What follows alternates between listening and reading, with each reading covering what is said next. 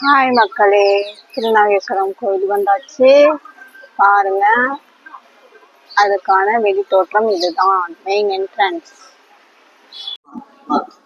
பாருங்க, கோயிலோட திருநாகேஸ்வரம் கோயிலோட என்ட்ரன்ஸ் இதுதான்.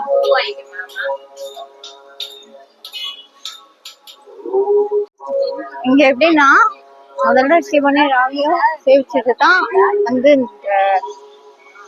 இந்த சன்னதிக்கு வரணுமா.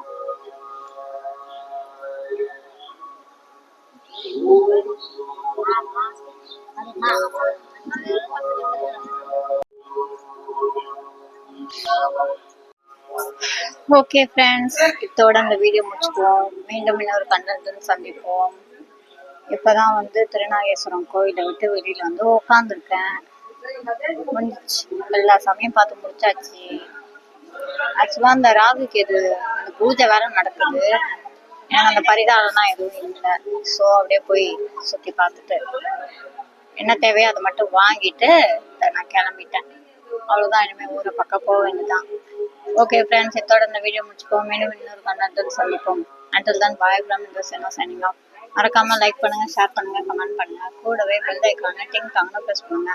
மறக்காம இந்த சேனல் ஸ்டைல்ஸை ஃபாலோ பண்ணுங்க. Okay bye.